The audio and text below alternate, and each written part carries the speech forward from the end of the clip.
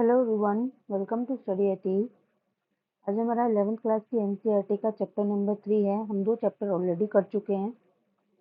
आज हम अपना चैप्टर नंबर 3 देखने वाले हैं, इलेक्शन एंड रिप्रेजेंटेशन। हम ऑलरेडी फंडामेंटल राइट्स के बारे में देख चुके हैं, अपने कॉन्स्टिट्यूशन के बारे में देख चुके हैं। अब इसी में हम फर्दर कंटिन्यू करेंगे। हम देखिए, इलेक्शन से आप क्या समझते हैं बेसिकली। जैसे कि अब इसको छोटे लेवल पे हम लेके चलें तो फॉर एग्जांपल आपको अपनी क्लास का मॉनिटर इलेक्ट करना है। तो आप क्या करेंगे, आपकी क्लास में जितने भी बच्चे हैं वो मेजॉरिटी बच्चे को वोट करेंगे कि एक मान लीजिए 2-3 कैंडिडेट यहाँ पे खड़े हुए हैं, इन सबको पूरी क्लास ने वोट करा, ठीक है। और जिस भी बच्चे को सबसे ज़्यादा वोट मिलेंगे वो क्या इलेक्ट हो जाएगा, मॉनिटर इलेक्ट हो जाएगा। फाइन। तो ये तो था एक स्मॉल लेवल पे। अब हम देखते हैं कि हमारे इंडिया में कैसे इलेक्शन का क्या प्रोसेस है, इलेक्शन क्यों होते हैं, कैसे होते हैं, ये सब हम अब इस चैप्टर में हम देखते हैं। फाइन। देखो, सबसे पहले हमारे पास यहाँ पे 2 क्वेश्चन दिए हुए हैं। अब हम ये 2 क्वेश्चन देखते हैं। Can we have democracy without holding elections? क्या हम डेमोक्रेसी बिना इलेक्शंस के होल्ड कर सकते हैं? दूसरा, can we hold elections without having democracy? क्या हम इलेक्शन करा सकते हैं डेमोक्रेसी के बिना? क्या हम डेमोक्रेसी रख सकते हैं बिना इलेक्शन के? अब ये देखो, ये आपस में एक दूसरे के कॉन्ट्राडिक्टरी क्वेश्चंस दिए हुए हैं। अब हम इन दोनों क्वेश्चंस के बारे में आगे फर्दर पढ़ते हैं। देखिए, पहला क्वेश्चन क्या था हमारा कि can we have democracy without holding election? क्या इलेक्शन के बिना हम डेमोक्रेसी को सस्टेन कर सकते हैं? The first question remind us of necessity of representation in a large democracy. देखिए, इतनी बड़ी हमारी डेमोक्रेसी है, इतनी बड़ी हमारी कंट्री है, तो क्या वहाँ पर बिना किसी डायरेक्ट, तो वहाँ पे ऐसा तो नहीं है ना कि देखो इतनी बड़ी पॉपुलेशन है, तो हर कोई जाके तो नहीं पार्लियामेंट में बैठ सकता कि जी हम वोट करेंगे, ये सही है, ये गलत है, ये सही है, ये गलत है। ऐसे करेंगे तो फिर तो हो गया। फाइन। तो इन्हीं सब को देखते हुए इतनी बड़ी कंट्री का जो मैनेजमेंट है, आप भी आपने अपने स्कूल में या आपके स्कूल में थाउजेंड्स ऑफ बच्चा है, ठीक है। तो इतने सारे जो स्टूडेंट्स हैं, क्या उन्हें कोई मैनेज करने के लिए बैठा है? ऑफ कोर्स बैठी है, आपकी प्रिंसिपल मैम है। फाइन। वो इतने अच्छे से स्कूल को मैनेज करती हैं। आपके जो मैनेजमेंट कमिटीज हैं, आपके टीचर्स हैं, आपकी जो भी पर्टिकुलर, देखिए कोई किसी भी सब्जेक्ट का कोई हेड होता है, तो क्या होता है, ये सब क्या होता है, ये एक मैनेजमेंट लेवल होता है। इसी तरीके से हमारी कंट्री में भी अपनी इतनी सारी चीज़ों को मैनेज करने के लिए हम अपने रिप्रेजेंटेटिव को इलेक्ट करते हैं। और ये कौन इलेक्ट करता है? People. Representatives are elected by the people only. This is how election become important. इसीलिए इलेक्शन क्या होता है, इतना इम्पोर्टेंट होता है। That is the most visible symbol of the democratic process. अब आती है, 2 चीजें आती हैं कि हम, क्या हमारे पास डायरेक्ट डेमोक्रेसी है या इनडायरेक्ट डेमोक्रेसी है। अब डायरेक्ट डेमोक्रेसी क्या होता है, जहां पर where the citizens directly participate in the day to day decision making in the running of the government. देखो, ये सब चीजें पहले होती थी, जैसे राजा महाराजा के टाइम पे। मैंने आपको पहले भी 2 वीडियोज, इतनी सारी वीडियोज में पढ़ाया, तो उनमें भी मैंने कभी कहीं कहीं एग्जाम्पल दिए हैं कि जो जैसे पहले के जो टाइम होता था, ग्रीक्स का जो टाइम था, एंशिएंट सिटी इन ग्रीस, ठीक है, वो एक डायरेक्ट डेमोक्रेसी का एग्जाम्पल है। जैसे कि, और अगर हम आज भी इस चीज को देखते हैं तो आज भी है, कहाँ पर है, लेकिन वो है ग्राम सभा में। देखो, एक एक जो एक ग्राम सभा होती है, कुछ लोग होते हैं वहाँ पे, ठीक है। वो क्या करता है, अपने यहाँ पे एक हेड को इलेक्ट करते हैं और वो डायरेक्ट वोट करते हैं किसी भी टॉपिक पर, ठीक है। तो उनका क्या होता है, डायरेक्ट पार्टिसिपेशन होता है। क्या होता है उनका? डायरेक्ट पार्टिसिपेशन होता है उनके मतलब अपने सिस्टम में। But this kind of democracy cannot be practiced when a decision has to be taken by lakhs and crores of people. Of course, देखो वहाँ तो कुछ लोग होते हैं, लाइक हंड्रेड्स में भी पीपल हैं तो भी चलेगा, ठीक है, हंड्रेड्स में होंगे तो भी चलेगा। लेकिन जहाँ पे लैक्स की बात आ जाती है, क्रोर्स की बात आ जाती है, वहाँ पे it is not feasible, it is not possible actually. This is why the by the this is why rule by the people usually means rule by people's representative. इसीलिए कौन रूल करता है? पीपल्स रिप्रेजेंटेटिव, मतलब जो जिन्हें हम vote करके आगे भेजते हैं, जो हमारे बिहाफ पर डिसीजन लेता है। फाइन। इसीलिए जो सिटीजन्स होते हैं वो इन्वॉल्व कैसे होता है? इनडायरेक्टली इन्वॉल्व होते हैं। जैसे कि हमने किसी भी एक अपने एमएलए को वोट करा, ठीक है, वो जाके बैठ गया पार्लियामेंट में, तो ये क्या एमएलए अपनी मर्जी से थोड़ी जाके बैठ गया, इसको हमने तो वोट करा। तो जो भी ये डिसीजन लेगा उसमें अल्टीमेटली कहीं ना कहीं हम लोगों का रिप्रेजेंटेशन ऑलरेडी है, क्योंकि हमारा पार्टिसिपेशन था कहाँ पर? इलेक्शन में। नेक्स्ट आता है, a large number of non democratic countries also hold election.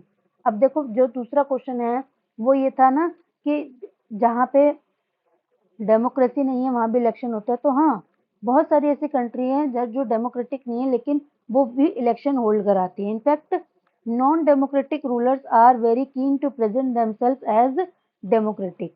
They do so holding election in such a way that it does not threaten their rule.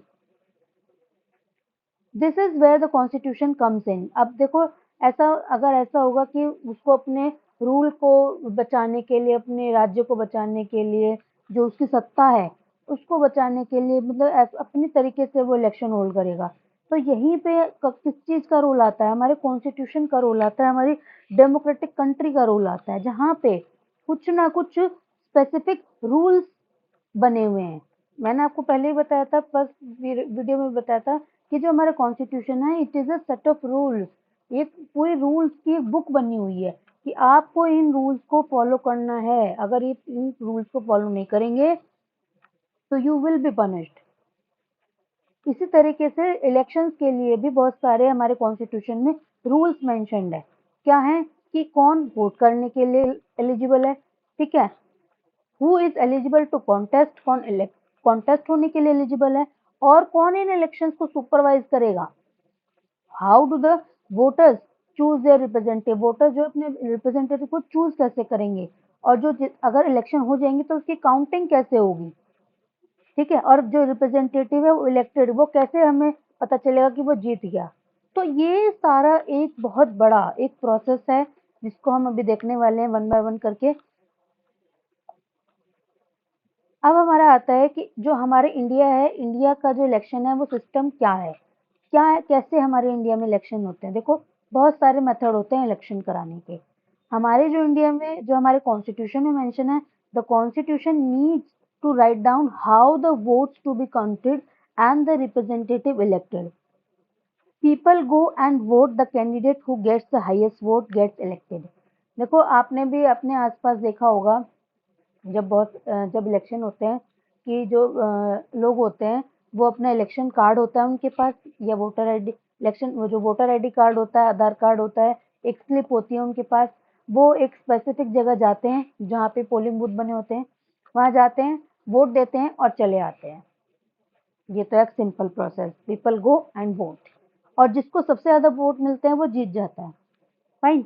लेकिन ये इतने आसान नहीं जितना दिखता है। नेक्स्ट आता है हमारा, अब इसको हम एक एग्जाम्पल से समझेंगे, ठीक है, अभी तक तो हमने देखा कि लोग गए वोट देकर आ गए। अब देखते हैं, हमें इसमें एग्जाम्पल दिया हुआ है, एक हिस्टोरिकल मूवमेंट था हमारे यहाँ इंडिया में, वो था 1984 में।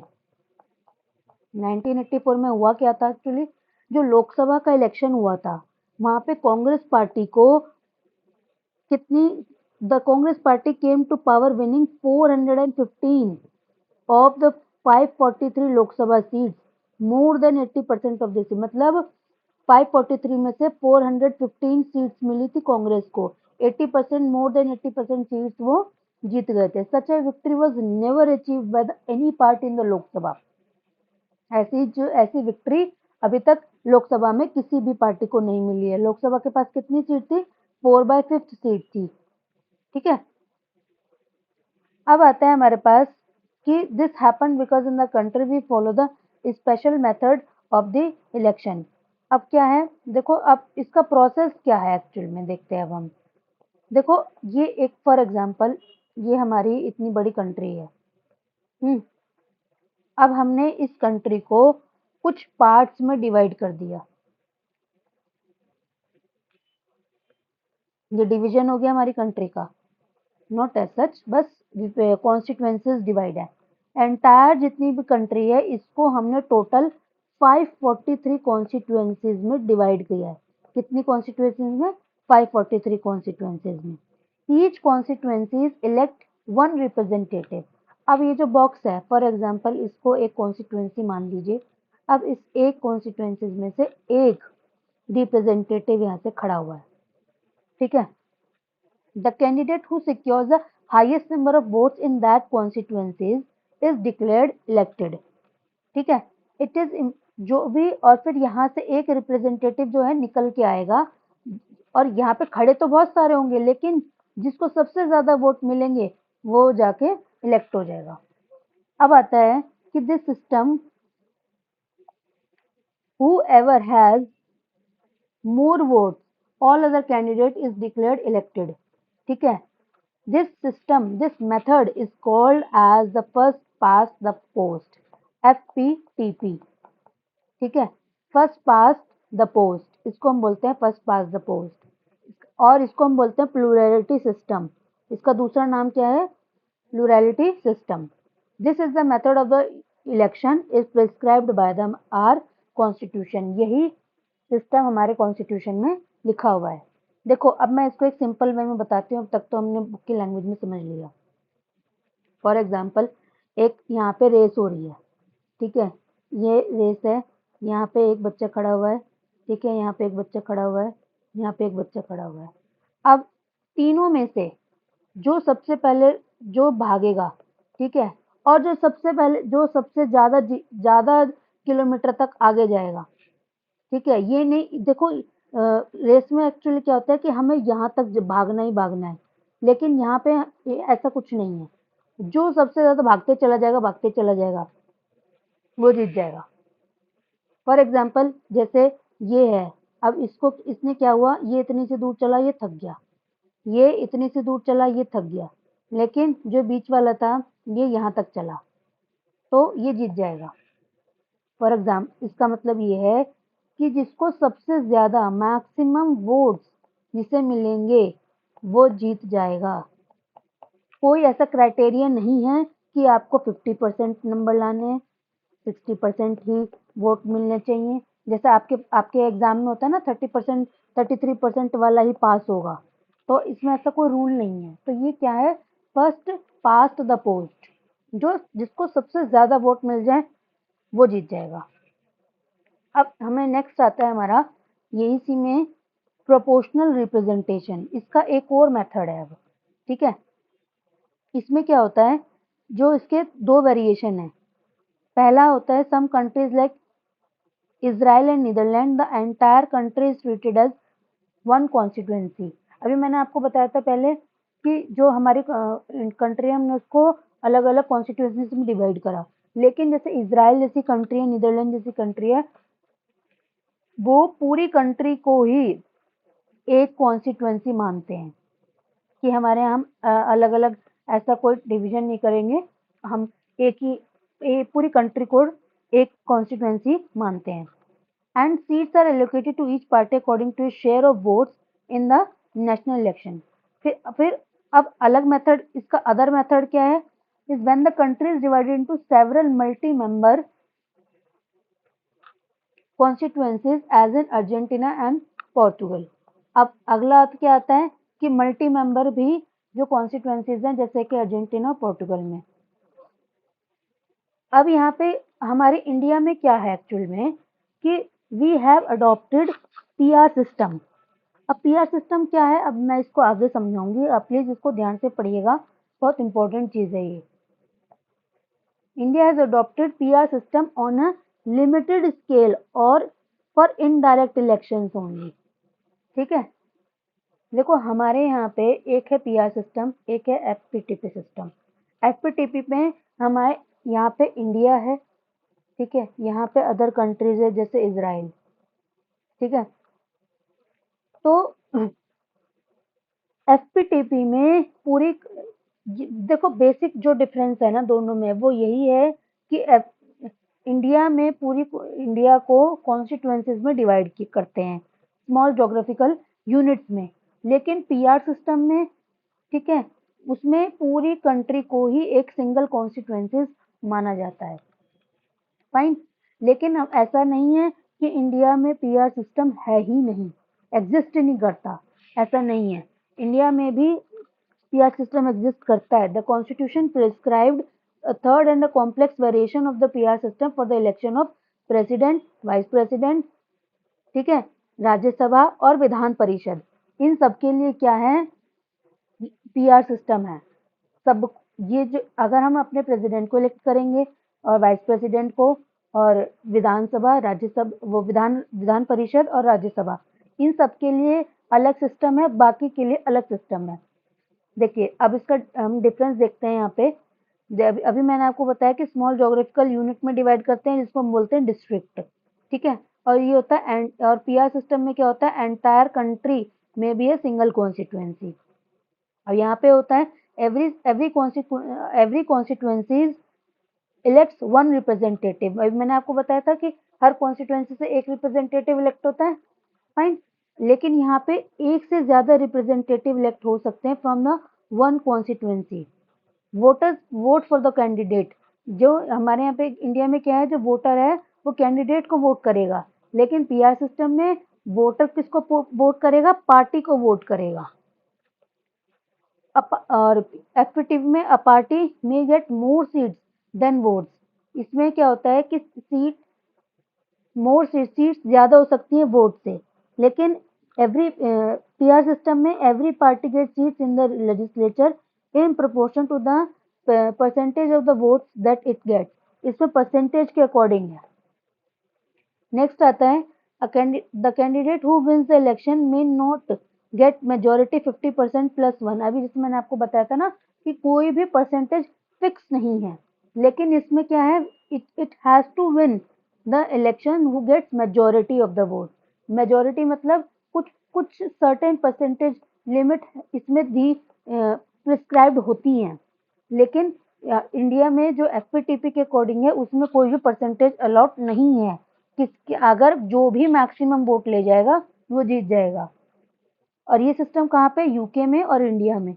और ये पीआर सिस्टम है इजराइल और नीदरलैंड में, फाइन। अब देखो जैसे दिल्ली में भी ये होता है कि जैसे राज्यसभा के पास फॉर एग्जांपल 3 सीट है, ठीक है, 3 सीट में राज्यसभा में 3 सीट जानी है, लेकिन अब हर एक उसके पास 70 एमएलए है।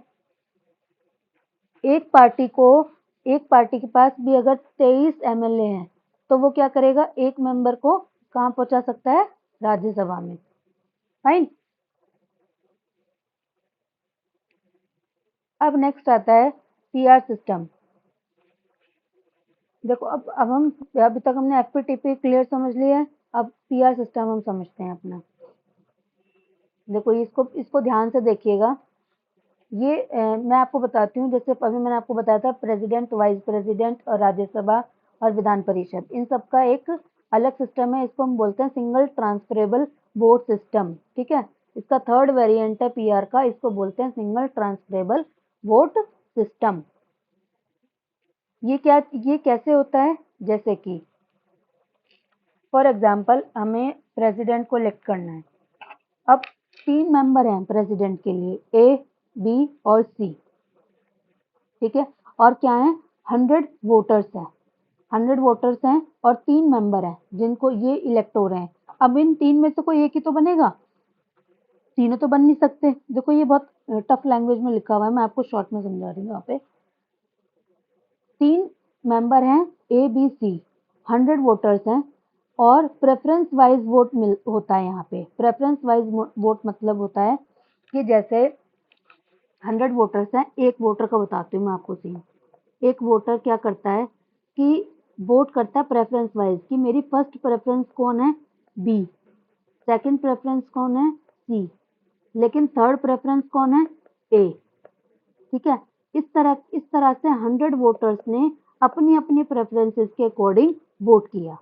अब ए को क्या बोलते हैं 40 वोट्स मिले, बी को 35, सी को 25, तो अब सी तो बिल्कुल ही बाहर हो गया। ठीक है, अब सी को 25 मिले तो क्या ये 25 वोट वेस्ट हो गए? नहीं। अब देखा जाएगा कि सी को जिन लोगों ने फर्स्ट प्रेफरेंस वोट दिया था वो तो हट जाएंगे, लेकिन जिन्होंने सेकंड और थर्ड प्रेफरेंस जिन्हें दिया था वो ए और बी में जाके काउंट हो जाएंगे, और फिर इन दोनों में से जिसको हाईएस्ट वोट मिलेगा वो जीत जाएगा। समझ आया? इसीलिए प्रेफरेंस वोट में जो सिंगल ट्रांसफरेबल वोट सिस्टम है, इसमें वोट जो वोट होते हैं वो वेस्ट नहीं जाते। ठीक है, it does not go waste. और आपने उसमें देखा होगा जैसे एफपीटीपी में जिसको सबसे ज्यादा वोट मिल गए, तो जिसने उन्हें वोट नहीं भी किया होगा, ठीक है, जैसे तीन तीन पार्टी खड़ी हुई थी, तीन कैंडिडेट खड़े हुए थे, तो जिन्होंने इन दोनों को वोट किया होगा तो इनके वोट तो वेस्ट हो गए ना। ठीक है, ऐसा तो नहीं है कि इनके वोट जाके इसको इसके बाद में इधर और इधर ऐड ऑन हो जाएंगे, नहीं। तो ये एफपीटीपी में होता है। इसीलिए जो ये प्रेफरेंस सिस्टम है, जो पीआर सिस्टम है, वो बाकी इलेक्शंस में एप्लीकेबल नहीं हो सकता।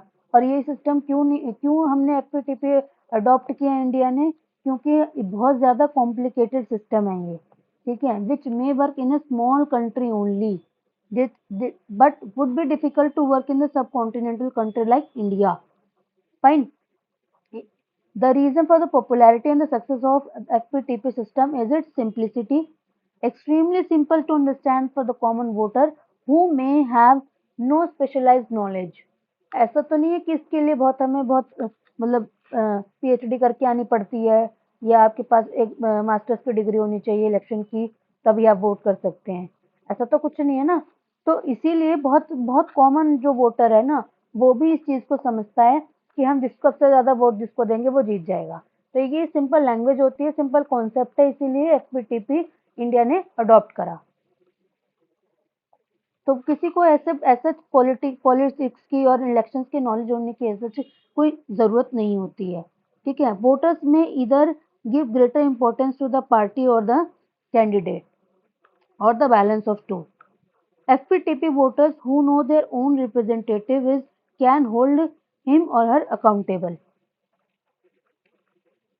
Fine. अब आता है more importantly, the makers of the constitution also felt that the PR based election may not be suitable for giving a stable government. देखो इससे हमें कोई स्टेबल गवर्नमेंट नहीं मिलती है, क्योंकि हम वोटर इधर से उधर नाचते रहेंगे तो स्टेबिलिटी कहाँ से आएगी? पीआर सिस्टम में क्या है, कोई क्लियर मेजोरिटी नहीं होती है, may not produce clear majority because seats in the legislature would be divided on the basis of the share of vote, क्योंकि इसमें वोट ही शेयर हो गए हैं। अब हमें पता ही नहीं ना किसने किसको कैसे दे दिया। फाइन। लेकिन एफपीटीपी में क्या है, डायरेक्ट वोट दे रहे हैं। अब मुझे पता है ना मैंने इसको वोट दिया है, इसको वोट नहीं दिया है, तो इस क्लियर मेजोरिटी है, ये जीत गया। इसको इसको अगर 60 वोट मिल गए तो ये क्लियरली जीत गया है ना। इसको तो सिर्फ 20 ही वोट मिले, तो इससे क्या होती है, क्लियर मेजोरिटी होती है, क्लियर विन होता है, सिंपल होता है ये। और जो भी लार्जेस्ट पार्टी होती है generally gives the largest party the कोalition some extra bonus seats more than the share of votes would allow। बहुत बार होता है कोalition गवर्नमेंट भी बनती है, जैसे कोई भी क्लियर मेजोरिटी में नहीं जीता, जैसे 30-30 ऐसे हो गया, तो क्या होता है ये कोalition गवर्नमेंट बन जाती है, फिर ये दोनों पार्टी मिलके चलाते हैं। FPTP system encourage voters from different social groups to come together to win the election in the locality। और इतनी ज्यादा हमारे इंडिया में डाइवर्सिटी है ना, पॉसिबल ही नहीं है पीआर सिस्टम को एनकरेज करना। PR system would encourage each community for its own nation wide party. ठीक है, तो बहुत ज्यादा ये कॉम्प्लिकेटेड है, इसीलिए हम इसको अडॉप्ट नहीं कर सकते। अब सबसे मेन इस टॉपिक हम इसमें देखने वाले हैं रिजर्वेशन ऑफ कॉन्स्टिट्यूएंसीज। देखो इतना बड़ा हमारा इंडिया है, इतनी सारी हमारी डाइवर्सिटी है, इतने तरीके के लोग हैं, कैटेगरी है, ठीक है, जनरल, एससी, एसटी, ओबीसी, बहुत सारी एथनिक माइनॉरिटीज हैं, लिंग्विस्टिक माइनॉरिटीज हैं, ये सब हमने पढ़ा हुआ पिछली वीडियोस में। तो इन सबको ध्यान में रखते हुए जितना भी हमारा डिप्रेस क्लास है, तो जो भी वो उनको भी ध्यान में रखते हुए रिजर्वेशन को दिया गया। क्यों दिया गया? क्योंकि अगर मान लीजिए मेरे किसी के पास बहुत सारा पैसा है, एक ही इंसान, तो वो हर बार जीतता चला जाएगा, तो बाकी लोगों को मौका कम मिलेगा। जो बाकी जो डिप्रेस क्लासेस हैं, एससीज हैं, एसटीज हैं, ठीक है, बाकी जो जैसे विमेन है, तो विमेन को तो कोई मौका मिलेगा ही नहीं, एससीज को तो मौका मिलेगा ही नहीं, एसटीज को तो मौका मिलेगा ही नहीं। तो इन्हीं चीजों को ध्यान में रखते हुए सबको, कोई भी किसी को डोमिनेट ना करे, सभी का रिप्रेजेंटेटिव हमारी पार्लियामेंट में हो, इसी चीज को ध्यान में रखते हुए हमारे रिजर्वेशन की पॉलिसीज को लाया गया। Inequitable electoral system can mean that dominant social groups and caste can win anywhere, and the oppressed social groups may continue to remain unrepresentative। जैसे मैंने आपको बताया कि फिर तो वो अनरिप्रेजेंटेटिव रह ही जाएंगे। तो इसमें क्या था कि ये इशू पहले भी आया था बिफोर इंडिपेंडेंस, लेकिन तब क्या हुआ था, ब्रिटिश गवर्नमेंट ने क्या इंट्रोड्यूस किया था, सेपरेट इलेक्टोरेट। क्या क्या क्या इंट्रोड्यूस किया था, सेपरेट इलेक्टोरेट। अब देखो सेपरेट इलेक्टोरेट में और रिजर्वेशन में क्या डिफरेंस है। देखो सेपरेट इलेक्टोरेट में क्या होता है कि फॉर एग्जांपल मुस्लिम्स हैं, आपने पहले भी हिस्ट्री में भी पढ़ा होगा कि मुस्लिम ने सेपरेट इलेक्टोरेट की बात की थी। तो मुस्लिम का क्या मतलब है कि जितने भी मुस्लिम लोग हैं कंट्री में, वो सब एक उनका एक अलग रिप्रेजेंटेटिव होगा, और उन्हें वोट भी कौन करेगा, ओनली मुस्लिम, ठीक है, रिप्रेजेंटेटिव भी मुस्लिम होगा, वोट भी मुस्लिम करेगा, सब कुछ मुस्लिम ही होगा वहां पे। और यही चीज सेम एप्लीकेबल एससी पे भी होती है कि अगर फॉर एग्जांपल एससी पे हम सेपरेट इलेक्टोरेट देते, तो एससी पे क्या होता, जो कैंडिडेट था वो भी एससी होता, और जो इतने वोटर्स होते वो भी एससी होते। तो इसी को बोलते हैं सेपरेट इलेक्टोरेट। लेकिन ऐसा बाद में आफ्टर इंडिपेंडेंस इस चीज को अबॉलिश किया गया, सेपरेट इलेक्टोरेट को मना कर दिया गया, उसकी जगह पे क्या लाया गया, रिजर्वेशन, ठीक है। अब ये तो हुआ कि जो पर्टिकुलर कैंडिडेट है वो पर्टिकुलर कास्ट से तो जा सकता है, लेकिन उन्हें वोट कौन करेगी, सभी, ऑल ऑल वोट्स, ठीक है, सभी क्लासेस के, सभी क्लासेस मतलब एससी, एसटी, जनरल, ओबीसी और मुस्लिम, विमेन, सब लोग इन्हें वोट कर सकते हैं, कैन। लेकिन उसमें क्या था, ओनली था कि ओनली मुस्लिम ही वोट करेगा सेपरेट इलेक्टोरेट में।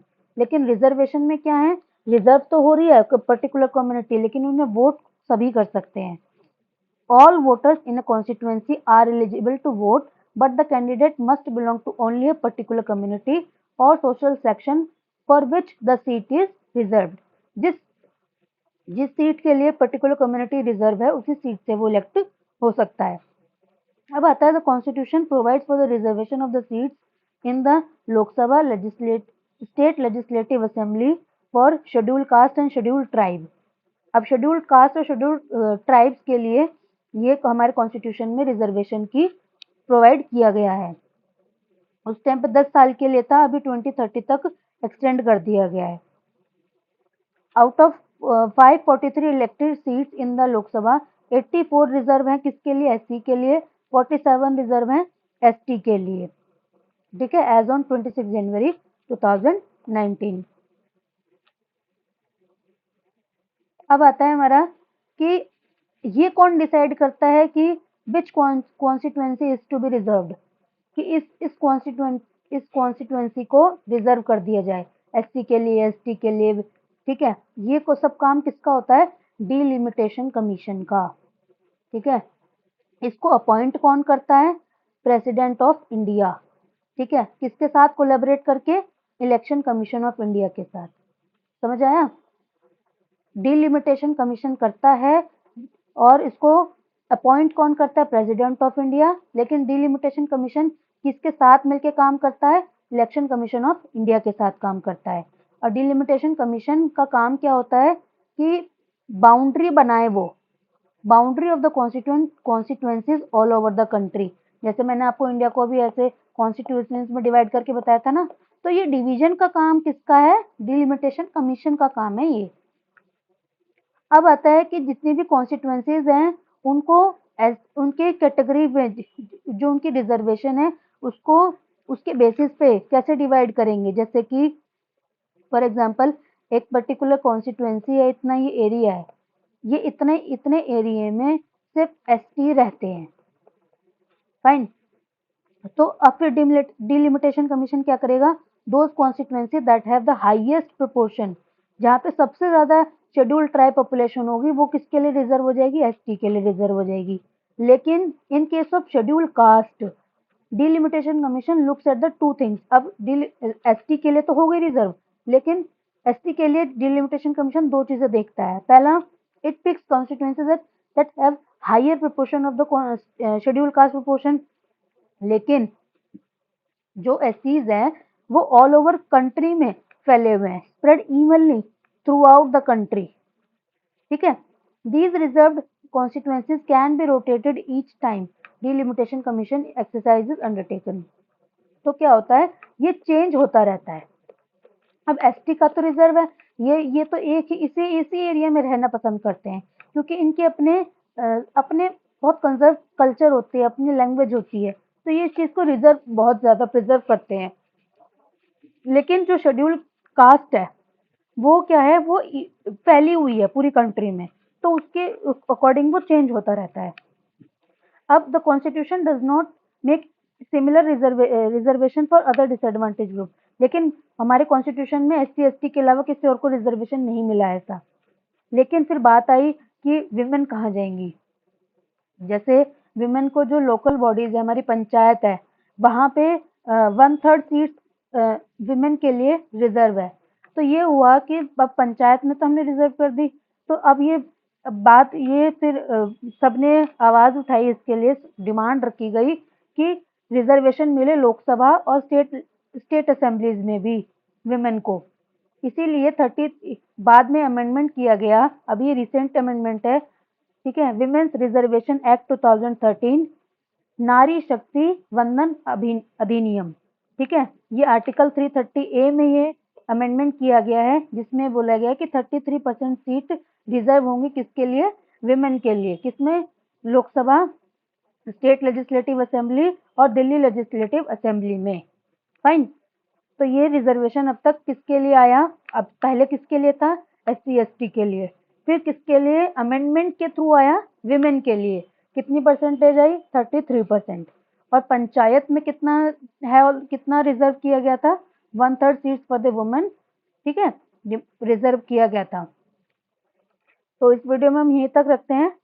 अभी नेक्स्ट वीडियो में हम अपने इलेक्शन कमीशन ऑफ इंडिया को देखते हैं, जो भी इलेक्शन कंडक्ट कराता है फ्री एंड फेयर इलेक्शन के बारे में, ठीक है। हम इसको नेक्स्ट वीडियो में कंटिन्यू करेंगे। अब तक आपको जो भी एफपीटीपी पीआर जिस भी टॉपिक से रिलेटेड कोई भी कंफ्यूजन है, कोई भी प्रॉब्लम है, तो आप मुझे कमेंट बॉक्स में पूछ सकते हैं।